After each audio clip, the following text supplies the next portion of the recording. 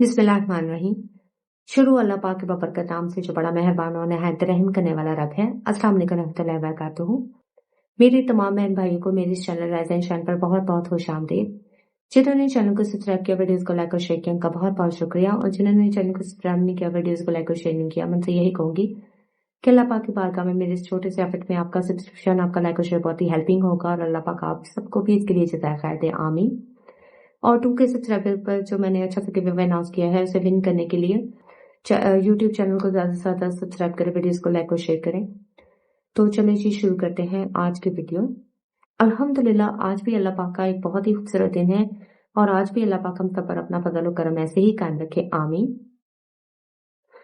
आज इस छोटे से मौजू पर मैं आपसे गुफ्तगू करना चाह रही थी। वो मौजू है कि हमारी जिंदगी में बहुत सी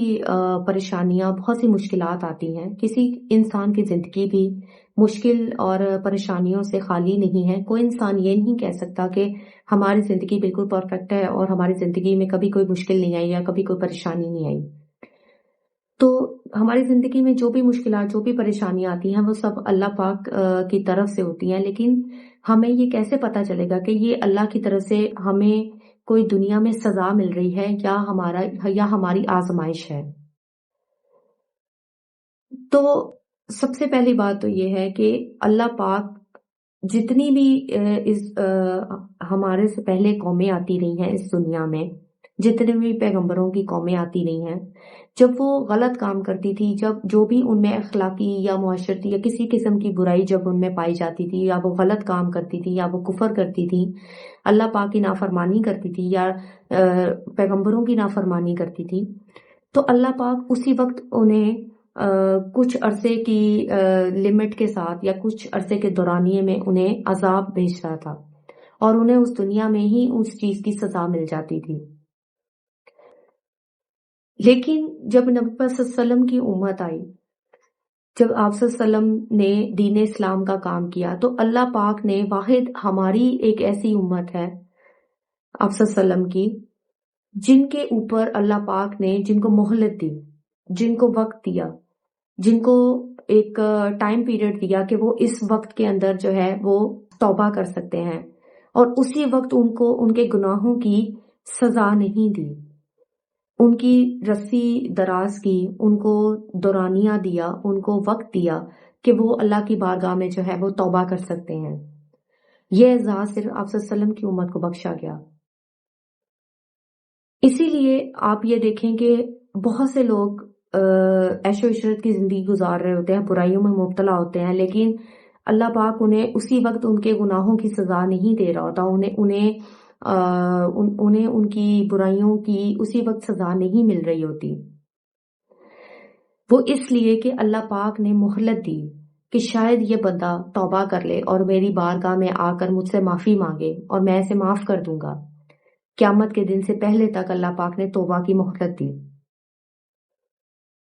लेकिन बहुत सी मामलात ऐसे हैं, बहुत से गुनाह ऐसे हैं जिनकी सजा इस दुनिया में मिलती है और आखिरत में भी मिलेगी।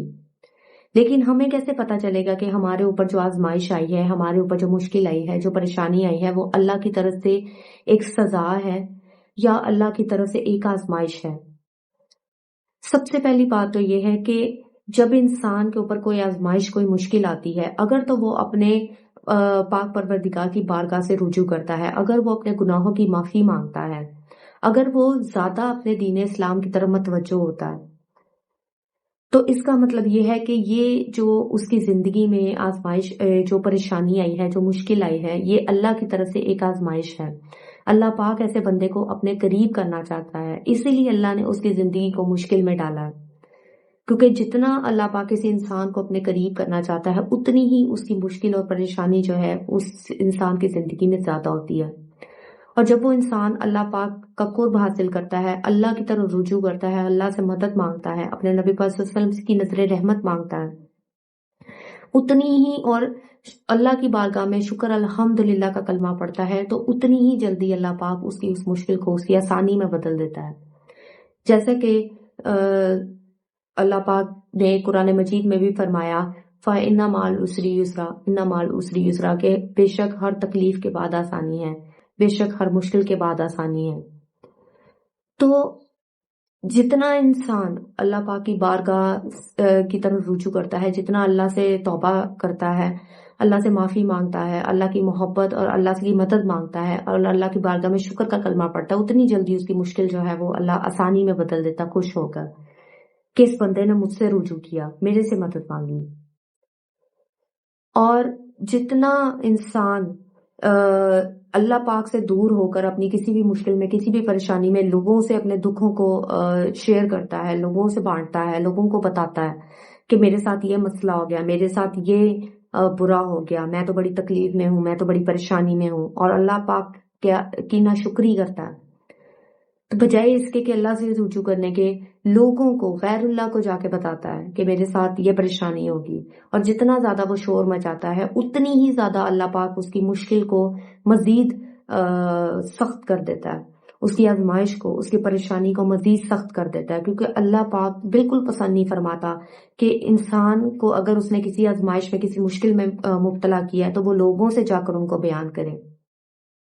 لوگوں سے جا کر کہے۔ ہمارے نبی پاک صلی اللہ علیہ وسلم نے بھی ہمیں اپنی زندگی میں یہی سکھایا، یہی پیغام دیا کہ جب ہماری زندگی میں کوئی مشکل یا آزمائش آ جائے تو ہم صبر سے کام لیں، ہم اپنی تمام مشکلیں، تمام حاجتیں، تمام پریشانیاں صرف اپنے رب کو بتائیں، اپنے اللہ کو بتائیں، بجائے اس کے کہ لوگوں سے جا کر ان کا ذکر کریں،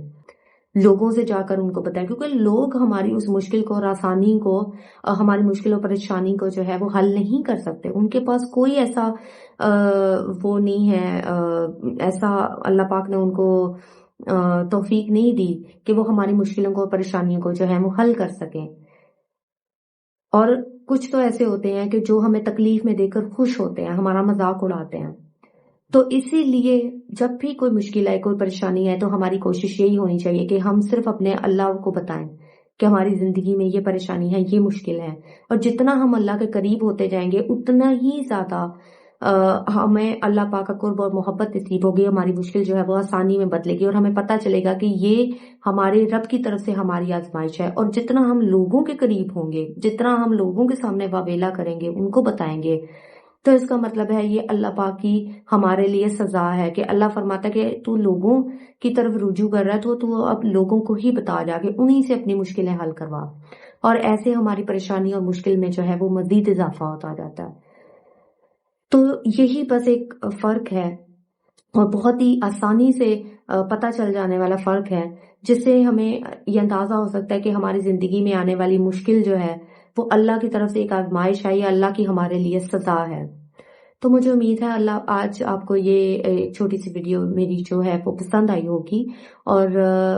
آپ سب بھی، بلکہ ہم سب کو اللہ پاک یہ توفیق دے کہ ہم اپنی ساری مشکلیں، ساری پریشانیاں صرف اپنے رب رسول صلی اللہ علیہ وسلم کی بارگاہ میں عرض کریں، اور کسی سے اپنی کسی بھی پریشانی یا مشکل جو ہے وہ اسے شیئر نہ کریں۔ مجھے اپنی دعا میں یاد رکھیے، میرے چینل کو سبسکرائب کیجیے، میری ویڈیوز کو لائک اور شیئر کیجیے۔ اللہ پاک آپ کا حامی ناصر ہو۔ اللہ حافظ۔